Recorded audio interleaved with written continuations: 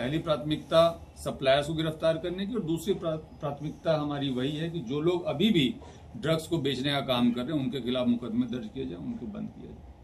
तीसरे चरण में हम लोग जो कर रहे हैं, जो तीसरी प्राथमिकता वो ये है कि जो लोग ड्रग एडिक्ट थे और प्रथम चरण में चिन्हीकरण करके माता पिता के सहयोग से उनको डी एडिक्शन सेंटर्स में एडमिट कराने का निर्देश दिया गया था, जो लोग उसमें सहयोग नहीं कर रहे उनके खिलाफ भी अब कानूनी कार्रवाई की जाए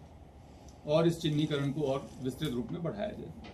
अगला इसका पार्ट अवेयरनेस का है और जन सहयोग का है, जिसके अंतर्गत हम लोग अपने जो एजुकेशनल इंस्टीट्यूशंस हैं, कोचिंग संस्थान हैं, हॉस्टल्स हैं, पीजी हैं, जहाँ पे कि इस तरह की शिकायतें आजकल बहुत मिलने लगी हैं कि बच्चे जो है नशे की जद में आ रहे हैं। चूंकि माँ बाप ने बड़े सपनों के साथ उन इंस्टीट्यूशंस में इनको भेजा है उनके भविष्य को सुधारने के लिए,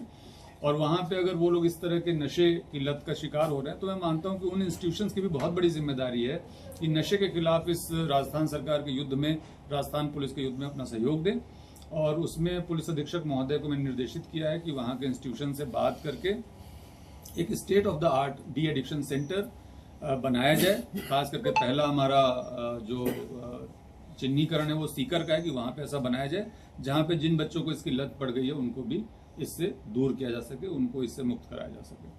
हमारे जो समाज सुधारक हैं, हमारे जो धर्म प्रचारक हैं, हमारे जो धर्मगुरु हैं, उनसे भी हम लोग निवेदन कर रहे हैं कि वो सब भी उनसे जो जुड़े हुए लोग हैं, चूंकि बहुत बड़ी संख्या में लोग उनसे प्रेरणा ग्रहण करते हैं, बहुत बड़ी संख्या में लोग उनकी बात मानते हैं, तो वो लोग भी सबसे ज्यादा फोकस जो है अन्य चीजों के साथ साथ नशे की लत से दूर रहने और अगर कोई उसका शिकार हो गया है तो उसको छोड़ने को लेकर के जरूर करें। इस विषय में सभी से व्यक्तिगत तौर पे भी हम लोग संपर्क कर रहे हैं, उनको पत्र भी लिख रहे हैं और उनसे बात भी कर रहे हैं।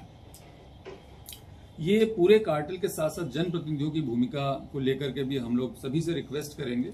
कि हमारे जो सरपंच हैं वो लोग ड्रग फ्री पंचायत और जो हमारे पार्षद और ड्रग फ्री वार्ड, इस तरह की चीज को अगर लेकर के सामने आए कि हमारा वार्ड पूरी तरीके से ड्रग मुक्त है और मैं इसकी जिम्मेदारी लेता हूँ। इसी तरीके से जो इंस्टीट्यूशंस हैं, जो कोचिंग इंस्टीट्यूशंस है, कॉलेज हैं, पीजी है, हॉस्टल्स है, वो भी ये बात आगे कहे कि हमारा हॉस्टल पूरी तरह से ड्रग फ्री है, न तो कोई यहाँ बच्चा ड्रग का सेवन करता है, न हमारे आसपास में कहीं ड्रग की बिक्री होती है। तो ये अगर इंस्टीट्यूशंस भी इसी तरीके से इसमें शामिल हो सकेंगे कि हम लोग पूरी तरीके से ड्रग को अपने क्षेत्र में घुसने नहीं देंगे और ड्रग से मुक्त रखेंगे, तो सब लोग मिलकर के जो प्रयास करेंगे, जो हमारे सरकार के निर्देश हैं, जो हमारे डीजीपी सर के निर्देश हैं, उसमें अगर हम लोग सभी मिलकर के प्रयास करेंगे तो जरूर हमें सफलता मिलेगी। सभी अपने साथियों को मैंने ये मैसेज दिया है, जो हमारा प्रेरणा वाक्य इसमें वही है कि एक काम अपने बच्चों के नाम। हमारी सारी जिम्मेदारियां, पुलिस की जिम्मेदारियां जो हैं वो हमें पूरी करनी होती है और ड्रग्स के खिलाफ जो हमारी कार्रवाई है वो भी एक पुलिस की जिम्मेदारी ही है,